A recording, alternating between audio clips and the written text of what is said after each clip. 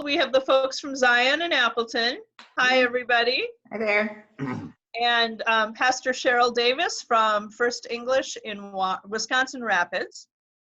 And Peter is our, as I said, our fearless leader. He's going to be leading us through the Stewardship for All Seasons. And for those of you who may not know me, I'm Pastor Amy, and I work in the Synod office. So I'm your point person for all things organizational for Stewardship for All Seasons. Pete, I'm going to turn it over to you. Awesome. Thank you. Let me make sure I'm recording here. It looks like I am. Thanks for taking some time tonight to be a part of this. Kind of my goal for our time together is to help you to get to know who I am a little bit, get to know the Stewardship for All Seasons process a little bit, and then kind of see what questions you might have that come up out of this. Just first a little bit about me. I'm an ELCA pastor in Rochester, Minnesota. I'm and also a consultant with GSB Fundraising. GSB has been around for over 40 years. It started with 3 partners who came out of Bible camp ministry and really felt a passion for helping Bible camp ministries grow. And so they started working with Bible camps at the time around strategic planning, around fundraising and all those things. And over the years, it's grown from that to helping all sorts of nonprofits, mostly Lutheran, but not exclusively, to build capacity and to be able to have the funds to do what God calls them to do, basically. In the last several years, this process we've kind of taken the approach and brought it into congregations. So my role before I was a consultant with GSB is I was on the Synod staff of the Southeastern Minnesota Synod. And so about 6 years ago, we contracted with GSB to come on board. They did some feasibility, they did some strategic work on the Synod level, but out of that, they started a cohort of Stewardship for All Seasons with congregations in my Synod. So I was the Amy sitting on that side, while someone else was, a different consultant was leading it. And what I found after being a part of that process from the outside for several years, was I saw congregations get excited about it. I saw the impact that it made. I saw the additional funds they raised and the ministry that happened because of those. And so when a fellow Synod staff person from a different Synod from Southwest Minnesota asked me to more about the process and said, I want this to happen in our Synod, one thing led to another, and I was able to be the one to lead that. So for a few years, I was working part-time with GSB until we had a Synod election, bishop election last year. And when our bishop retired, I then have now launched into this full-time. So my congregational background, I've served 2 congregations, one in rural central Illinois. I was there for about 6.5 years, and then I came up here to Minnesota, just right outside Rochester, to a mission congregation that I served while I was there. So it kind of took them from their gym into a first building. In my role in the Synod staff, I oversaw the new starts, but I was also in charge of, we started an annual fund. So I've really gotten excited and involved in helping congregations and other organizations raise more money to do what you feel called to do. So I want to kind of talk through the Stewardship for All Seasons process using 3 different lenses. One is theological, another is a little practical, and then the other is to kind of talk about the process of what this actually looks like. Stewardship for All Seasons starts from a different perspective than almost anything that stewardship thing I've been around, and I've been around the stewardship world in Lutheran Church for 20-some years. We start from the kind of the foundational verse we start with is from Matthew chapter 6, where Jesus says, where your treasure is, there your heart will be also. My sense is for years, I personally had gotten this backwards. I had thought that, my understanding was if we help people to be faithful, then they will be generous. And there may be something to that. That's not what Jesus says. He says, where your treasure is, there your heart will be also. And so what we do in this process is we're really about capturing hearts. Excuse me. So every time we talk about this process, on the one hand, it's about money. And we will talk very specifically about money. But we never talk about money without the context of ministry. We never want money just for the sake of having more. The question is, what will God do, or what can God do in our context with additional funds? And so what we want to do is help people grow in generosity. The generosity journey is an important thing to us. But in the church, what we've talked about for years, for decades, for a long time, is the tithe. The tithe is always held up as kind of the model for this is what giving should be in the church. And, there's some biblical basis for that and some helpful things. But for many people, for most people in our congregations, it is so far away from reality that they don't even pay attention to it. A study has been done about what percentage of income people give to their congregation. And if you look at the median for Protestants, and so remember the median, if you go back to your math days, is if you line everybody up in a row, and you start taking people off the outsides and come down to the person in the middle. So if you have 100 people, one person who gives 100% of their income to their church, and another gives 0% of their income to their church, and you keep taking those people till you come to the person in the middle. The median Protestant, most people think, well, probably gives 2 or 3% of their income to their church. If that were the case, we wouldn't be talking today. The median Protestant gives 0.6% of their income to the congregation. And so if you're somebody who gives 0.6%, which means more than that means half the people in your congregation, if you're an average congregation, which most are, half of your congregation give less than 0.6% of their income. And if that's the case, every time we talk about a tithe, the reaction is shame, because we are so far from that that we don't know what to do. So if you're giving $500 a year and suddenly someone says, no, you should be giving $10,000 a year, that's a bridge too far, and you don't know what to do with that. So what we want to do is encourage that person giving $500 a year to maybe give $750 or maybe $1,000 next year to grow. And then the next year, we can invite them to grow again. That we're not expecting them to take the leap all at once, but we can grow in generosity. The other thing I think a tithe has held us back from, actually, is I think many people, and I was one of them for years, saw that as the rule. You should tithe. And so I gave 10%. It didn't matter what special appeal or what exciting thing was going on. I gave 10% no matter what. Until an elderly couple I was speaking to one time talked about their journey of generosity and how they finally realized the tithe wasn't a law, that they could give more than that. And so they started growing by several percent every year. And that changed my perspective as well.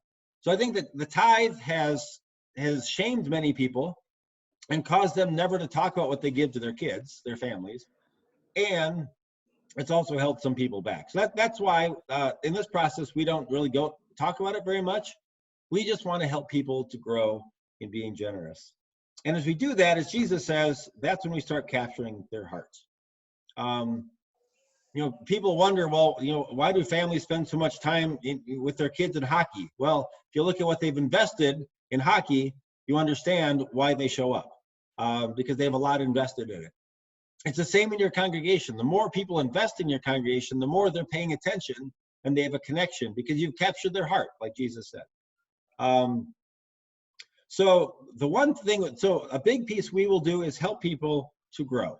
To start from where they are, wherever that may be, and to take some steps in growing and giving. So if they give $50 a year, we're not going to ask them for $2,000 next year, most likely. We're going to ask them to grow. So we might ask for $1 a day, which percentage-wise, income-wise, is a huge increase. But it's a step, and then we get to talk about that.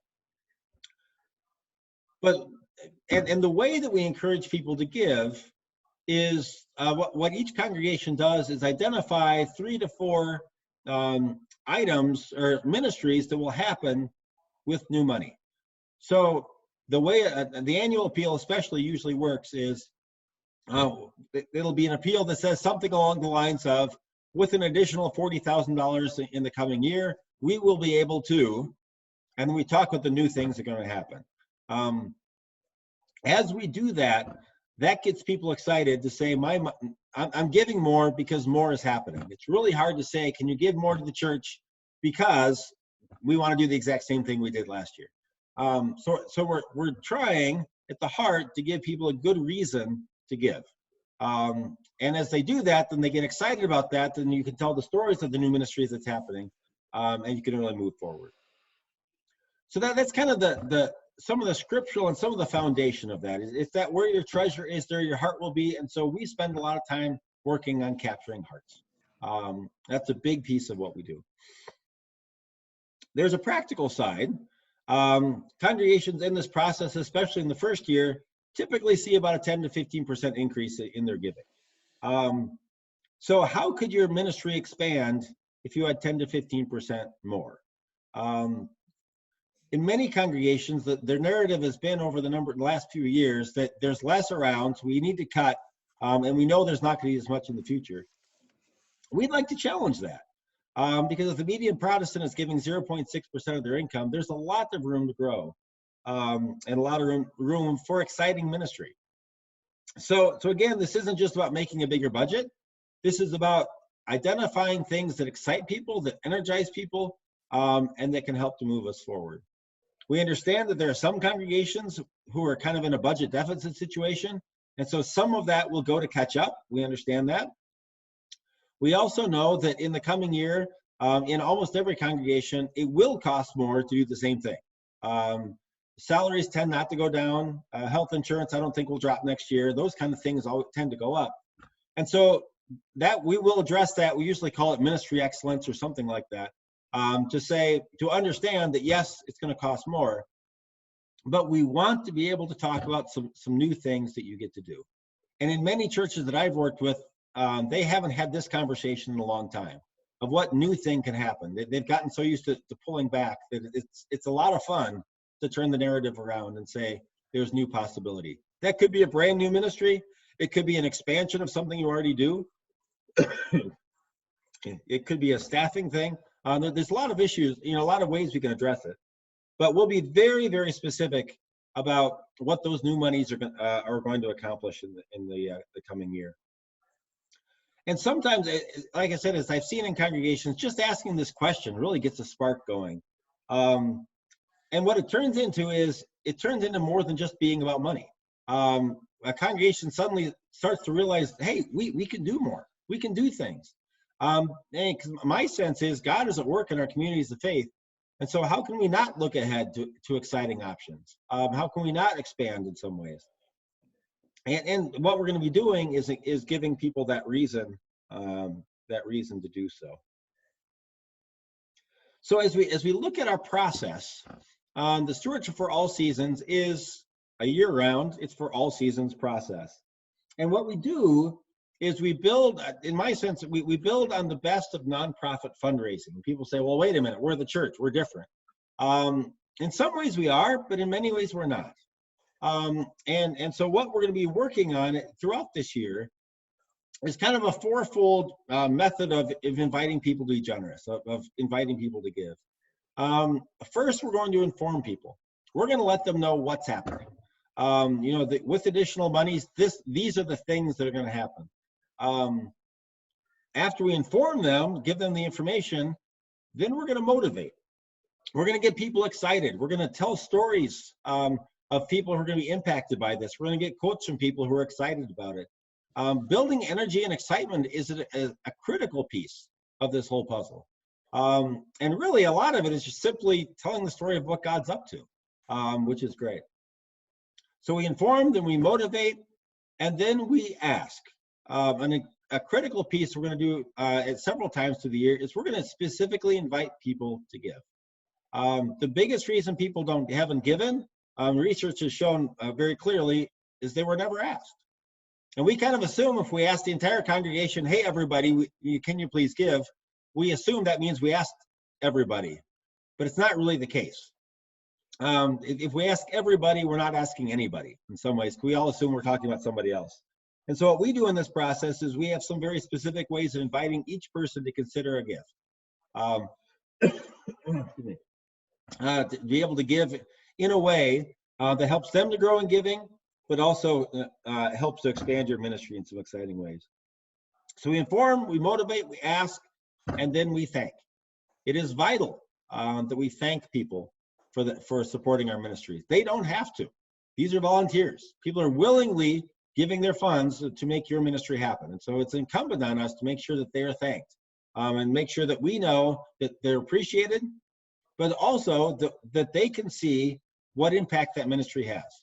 That we can be telling stories of, because of your giving, these are the outcomes. These are people whose lives are being changed, which is a huge piece of the puzzle. You know, there's something we get really excited about is how to, and we're going to talk about in this throughout this process, is how do we tell the story in a way that's compelling? You know, it's the difference between, you know, our church sent 20 kids to camp last summer, wasn't that great, to a church that I know that actually put together a video of 5 10-year-old boys talking about how they learned how to pray at camp. They'd never known how to pray before, but they went to camp and now they can talk to God. Much more powerful than just a number. One was information, the other was motivation. So telling those stories of what God is up to is an important piece of this whole puzzle. So what, like I said, so we base this process off of good nonprofit fundraising, which there's a lot of important pieces that come to that to help you develop a robust plan for how do we talk about money in a healthy way throughout the year, to have it not be something we're afraid of, not have it something we're ashamed of, but have it being something that really helps us to tell the story of what God is doing. I'm going to read a quote here from a little book. It's called Spirituality of Fundraising by Henry Nouwen. Raise your hand if you've heard of Henry Nouwen. We have a few people. When people think of Henry Nouwen, they think of devotional type writing, spirituality, things like that.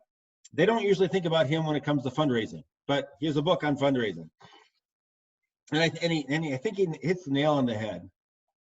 He says, fundraising is proclaiming what we believe in such a way that we offer other people an opportunity to participate with us in our vision and mission. Fundraising is precisely the opposite of begging. When we seek to raise funds, we're not saying, please, can you help us out because it's been hard. Rather, we're declaring, we have a vision that is amazing and exciting. We're inviting you to invest yourself through the resources God has given you, your energy, your prayers, and your money in this work God has called us to. Our invitation is clear and confident because we trust that our vision and mission are like trees planted by streams of water, which yield their fruit in its season, and their leaves do not wither. So much of this process gets back to the vision. What is God calling us to be about? When I talked about, the fourfold pieces, we inform, we motivate, we ask, and we thank, all too often in the church, I'm not saying this is happening in yours, but in many churches, we go right from informing to asking.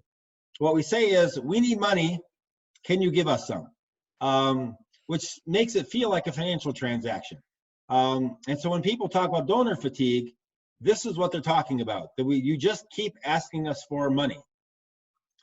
Well, if we're asking for mission, the whole conversation changes, because even if I'm not able to give to that mission, I want to see it happen because I'm excited about it.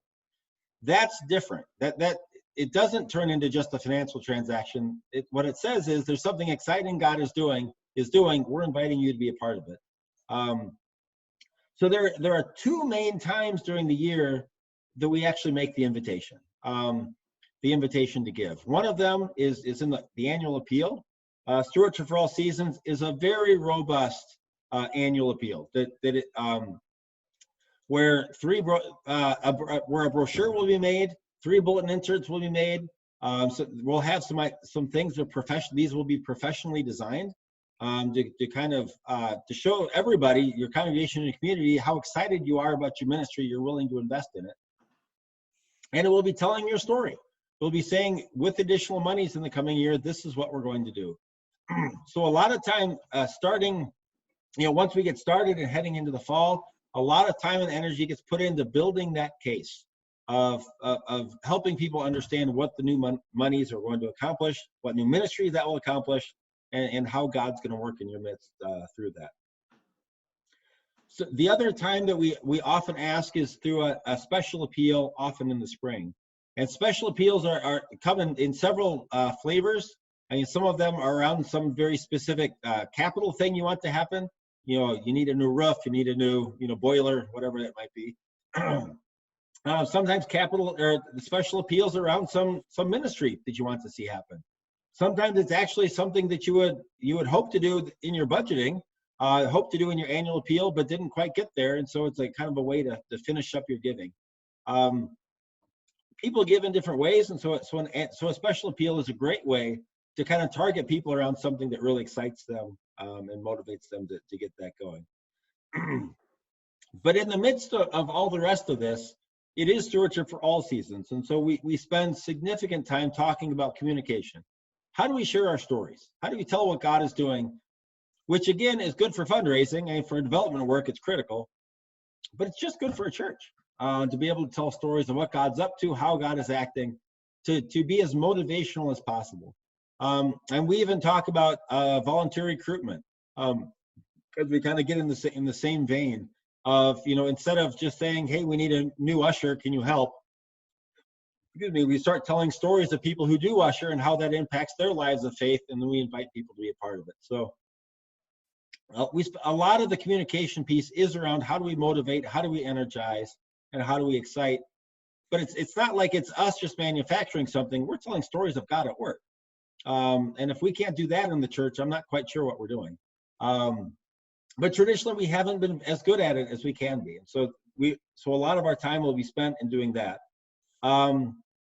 We talk in stewardship for all seasons about 4 seasons. One, a season of asking and giving, and that's kind of, obvious what that is. Another is a season of evaluation and planning. It's kind of reviewing how have things gone. How do we plan for what goes ahead? This keeps us from doing an annual appeal and then putting it on the shelf for about 9 months and then showing up again and saying, oh, wrath, we have to do something again. It's a way of learning from what we've done in the past and kind of gleaning the best of what happened and learning from what didn't work as well and growing from there. We do want a season of study. In many cases, and I've done this many times myself, the time when we talk about stewardship is during the stewardship appeal. And so that's when we have all the Bible studies and the preaching and everything happens around stewardship. But everybody knows the reason we're doing it is because we want to ask them to give more. It's really helpful to be talking about, to be studying and talking about stewardship at times we're not asking for money. So it doesn't feel like a bait and switch. It feels like we can just have an honest conversation about what stewardship is in our lives.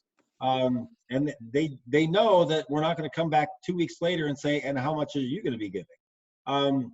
The invitation to give can come at a different time. And so we want to make sure that there's that season of study that comes in. And then the season of preparation as we kind of get everything geared up, especially for the annual appeal, which is a big thing. One other thing we talk about, which doesn't seem like it would have much to do with stewardship, but it does, is we have some conversations about the way that our church councils are run and the way that we as a congregation are organized.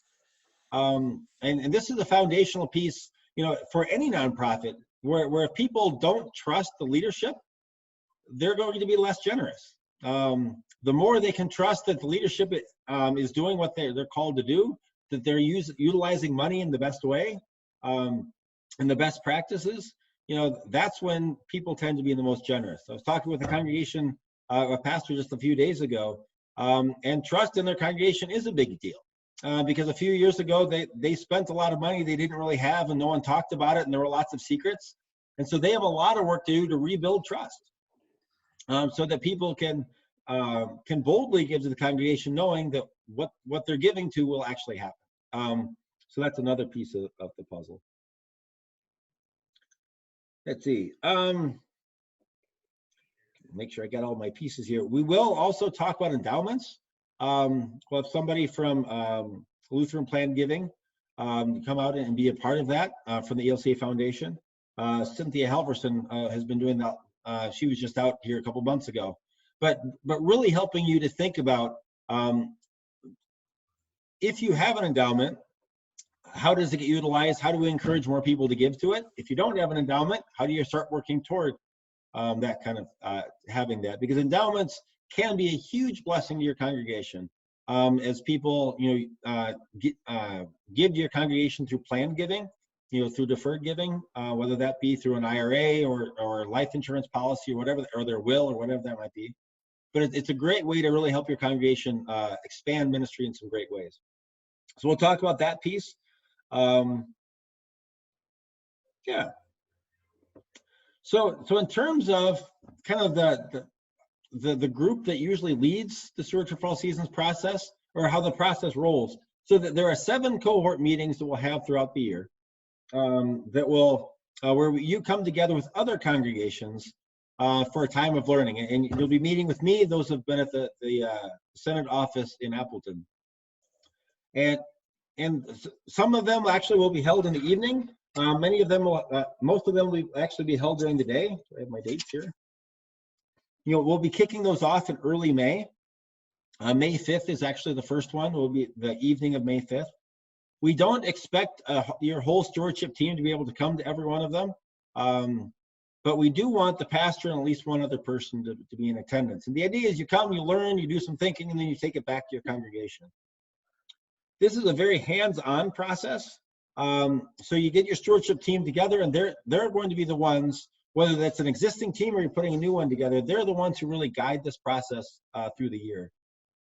And I'm not going to sugarcoat and say, if you just do these couple of magic things, people will suddenly be generous and everything will be wonderful. This takes work. It is work. But the results of the work are definitely worth it and are very exciting.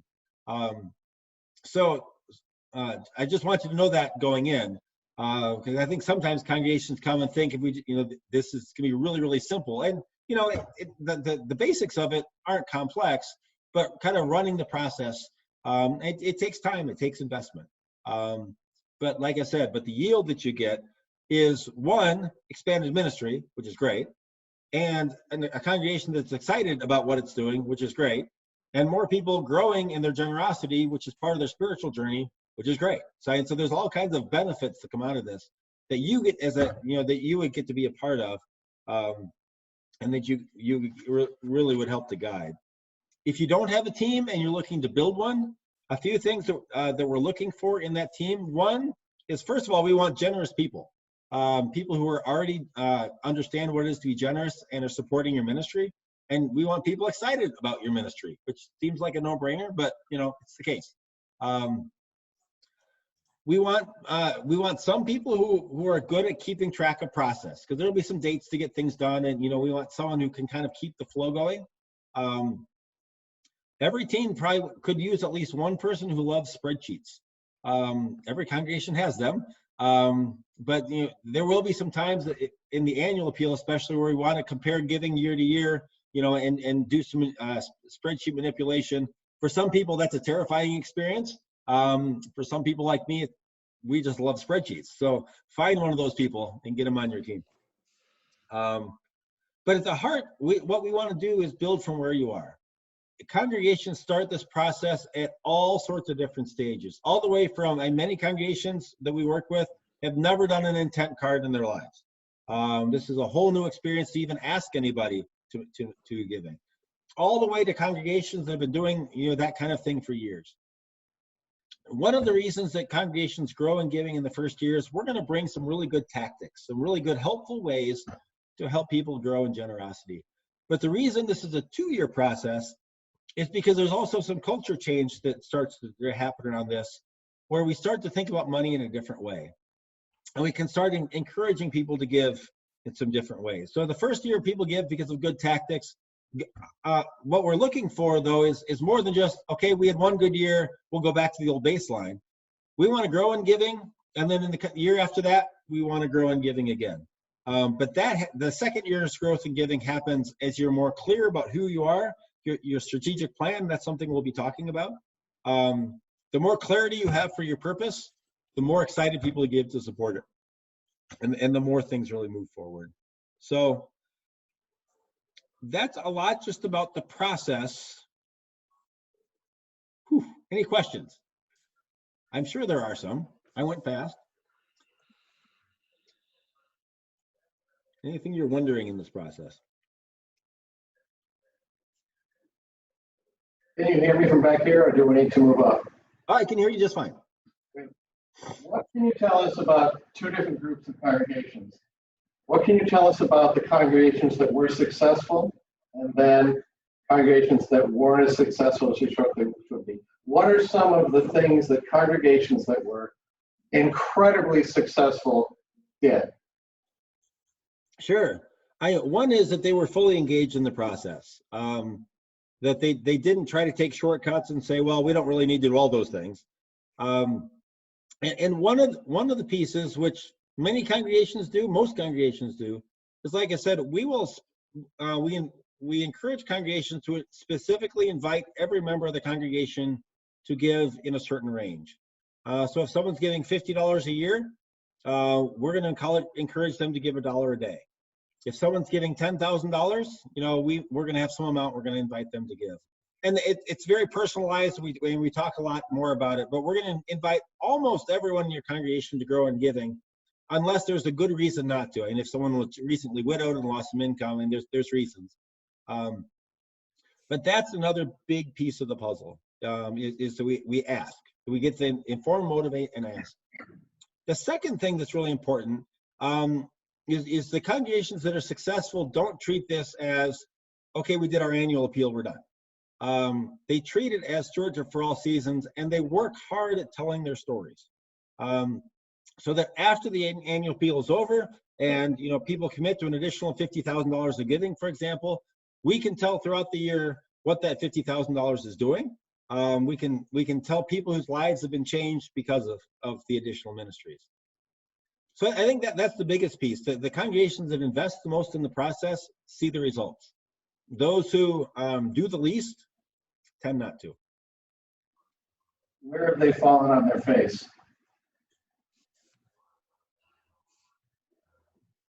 I would say a couple that I've worked with that fell on their face really struggled.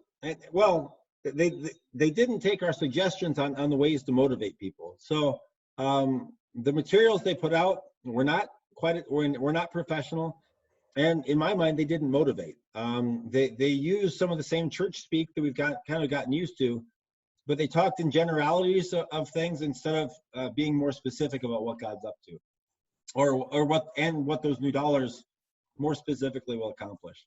And what we'll talk about is the difference between saying our goal is to hire a new youth director, or our goal is to help our youth grow deep in faith, and we'll do that by hiring a youth director. So we need to have the right thing leading, and sometimes congregations haven't done that. But basically the ones who just did a halfway job of it, and kind of slapped something together and expected it would be good, have been disappointed. That said, my role in this process, the reason I've come to love the Stewardship for All Seasons process, and every congregation will get several copies of the book. And in the book, there's examples, there's all the pieces of, do this, do this, do this. And that's good. But what you get in the Stewardship for All Seasons process is you get me walking along with you, coaching you. So anytime during the year anything is written around stewardship or giving or anything like that, that's why I'm here. I want to be a part of that. So you write rough drafts, I help you edit. If I don't find it's motivational enough, I'll either try to help you change it, or we'll go back to the drawing board. But this is what I do. I help people write motivational materials to encourage generosity. So lean on me throughout the year. That's what I'm here for. I'm here to really guide you through this process, not just to say there's a book, go figure it out, but to really help you to do that.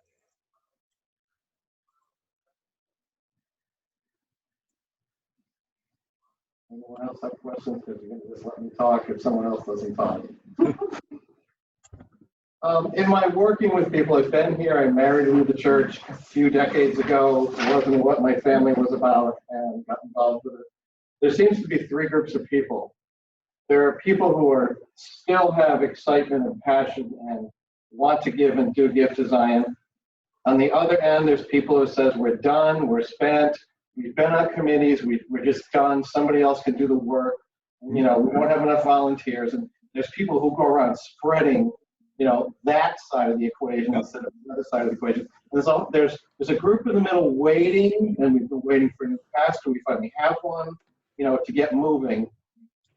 What can we do to get these people together? How do we really get that message going and get especially the ones who are said, I'm done, because they're there. They still come on Sunday. They're still part of the church. And that's where the communication piece of this is so important.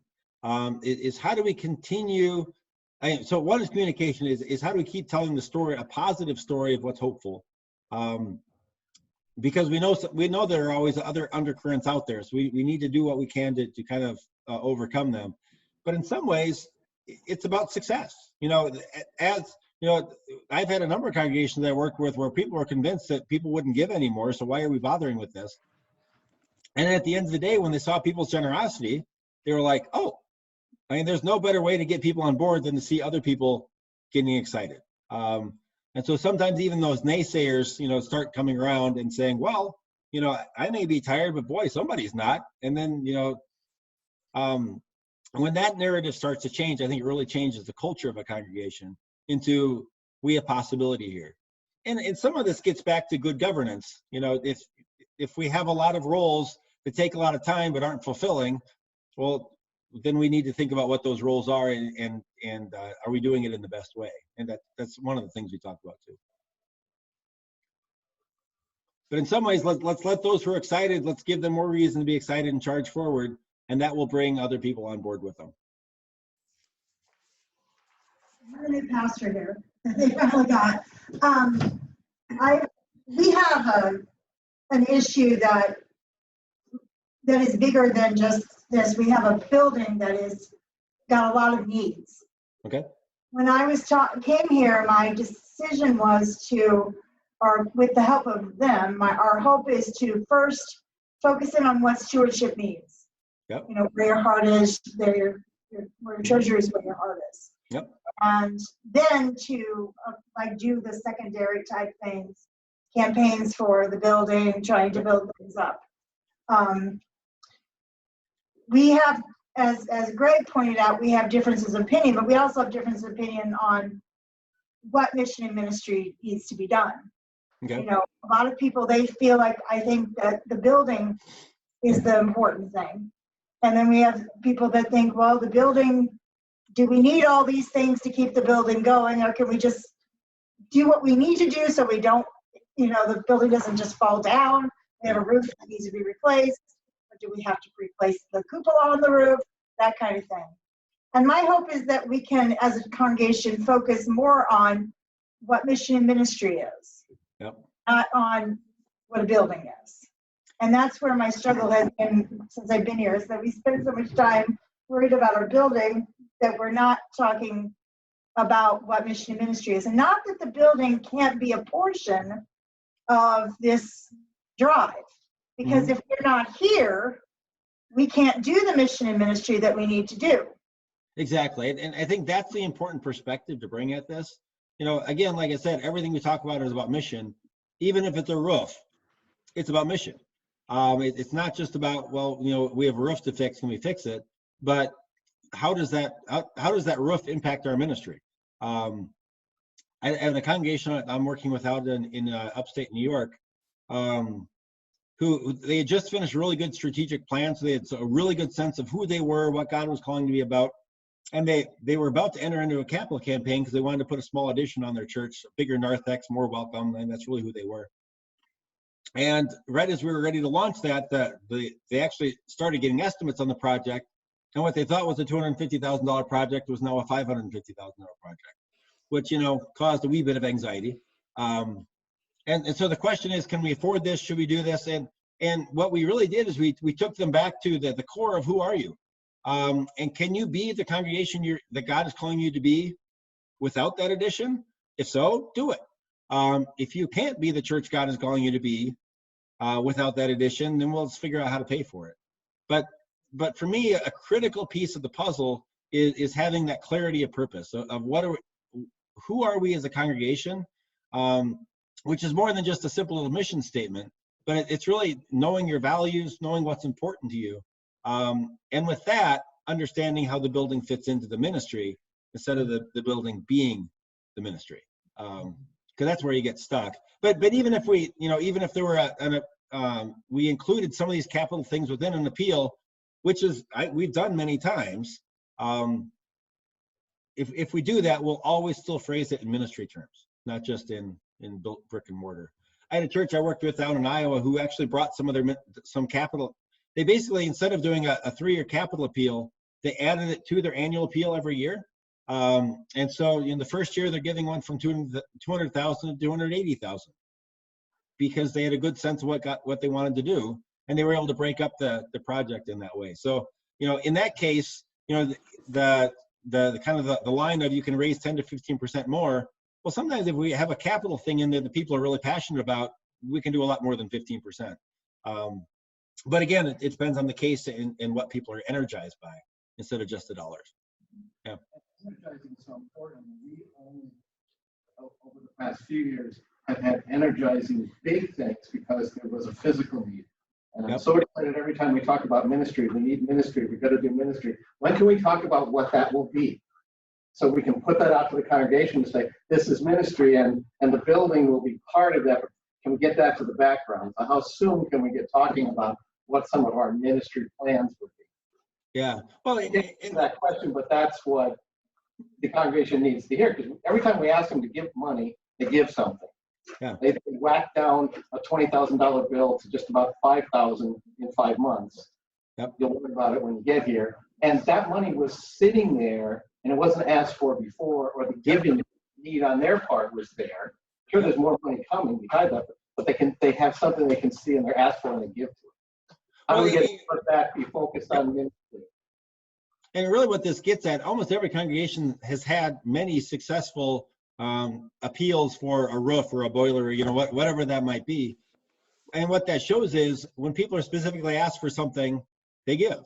And so what we're doing is we're taking that same concept to the annual appeal, and instead of saying, here's all the things we're going to do in the coming year, we're going to say, well, with additional funds, this is what we're going to do, and that's what we're going to focus on.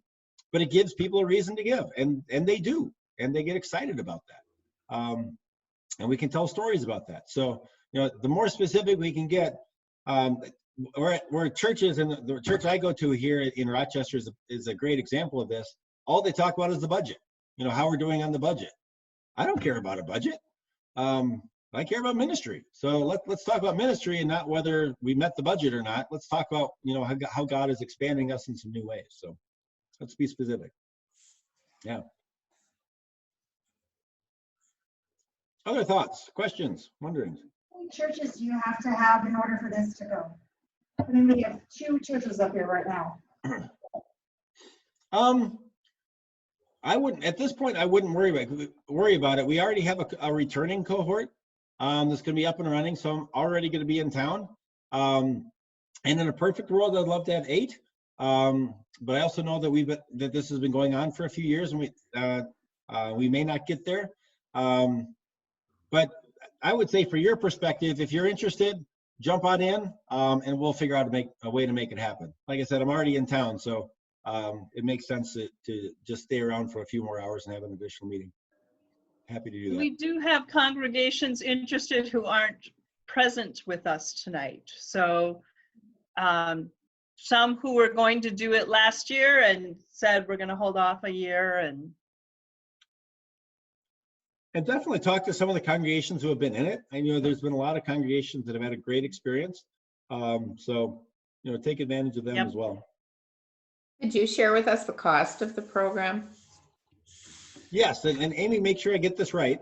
Since every Synod's a little different. I believe the cost is $1,900 per congregation per year. Per year. Yes. Okay. Yes, and the Synod is picking up for the first year. The actual cost is $2,900, but we are paying through a grant from Siebert Foundation. We are paying $1,000 of that. So the cost to the congregation is $1,900. Okay. And the one additional piece to that is we do, as part of the covenant, every congregation agrees that you will have your materials for the fall, for the annual appeal, professionally designed. In some congregations, you have a professional design person, and that's fine. I'll work with them. Most don't. And so what we ask is not just have somebody who likes Microsoft Publisher and plays a little bit. We ask for a professional design person because you can tell the difference. We as a firm have a design company we work very closely with that will do this for us. The cost for the design itself, just the design, is $750. Most congregations take us up. Well, hold on. Is that already included in the thing you need? Every synod does this different. I just realized I forgot what your synod does. I don't think so. I think that was additional. It was additional. So yeah, for 1900, it would be additional. Yeah, because some congregations have access to graphic designers and in their congregation, and some don't. But just so you have a heads up, and you don't say, "Well, he never told us," and that's part of it.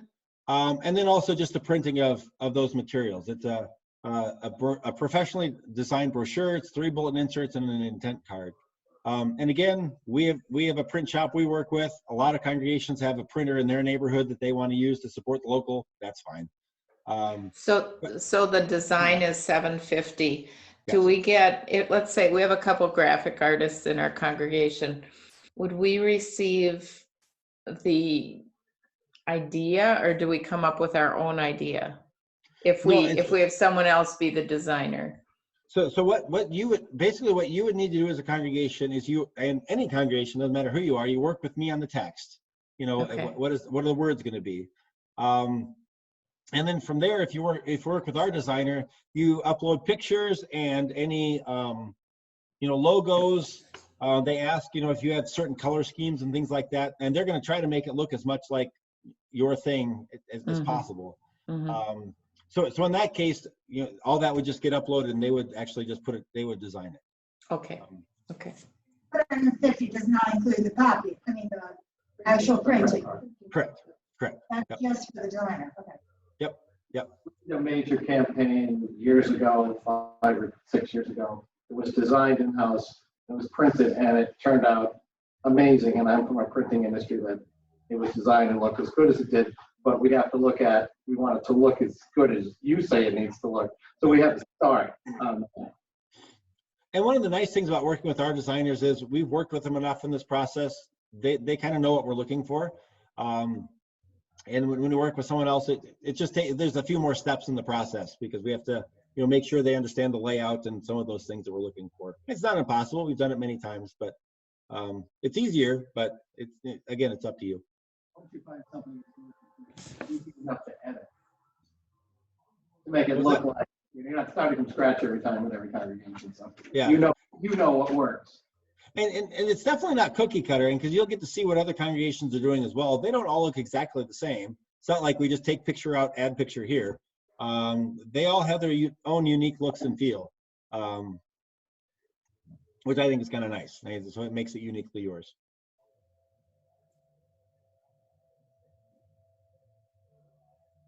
So really, and throughout the year, anything that comes up around stewardship, short of a major capital campaign, or some more one-on-one, very specific one-on-one work with your meeting with your church board or something like that.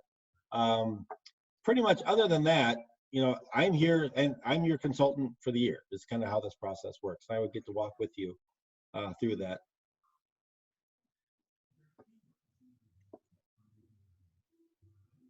Anything else?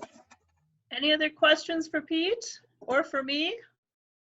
So before this May 5th meeting, the pastor, myself, and maybe 1 or 2 other people make a commitment to go to that. And then after that, I've got that initial meeting, and then we reconvene with the rest of the stewardship team and go from there. Is that how? Well, yeah. So the first meeting will actually be in the evening. So if more people are able to come, because that's where I kind of lay out the big picture and lay out some concepts.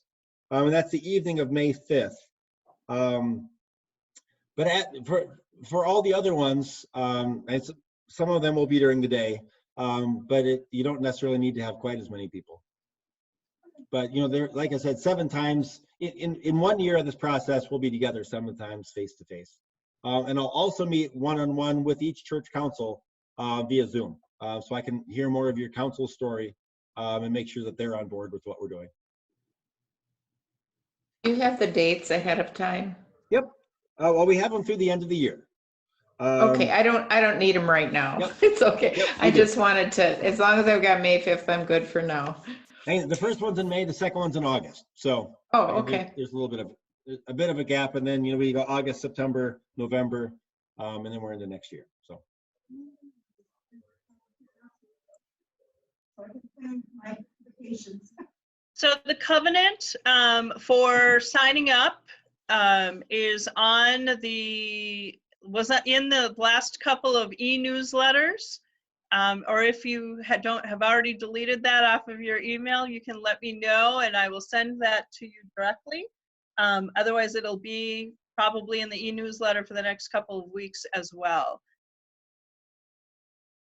Do we need to pay the whole amount by May 5th? Besides the designer, obviously. what was the question again? Do we need to pay the 1,900 that we owe by May 5th? Yes. Yes, okay. Your Synod does it all up front?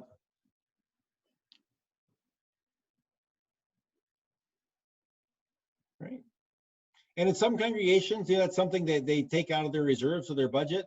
In other congregations where money is a challenge and they're not sure how they can afford it, it's very often the case where a generous individual from the congregation will invest that money, because what we're trying to do is to help people grow in generosity. And so, if you have someone who's already being generous, if you can say your investment in this process can help a lot of other people to be more generous, they often get really excited about that. There are a group of people who are excited already that I've talked to, and I've heard about this several months ago. Can you say it one more time? Not quite loud enough. There are a few people, several people who are excited about this that I talked to several months ago when I heard about it and first heard the speak. Okay. Good. I did not press them for a firm commitment, but Okay.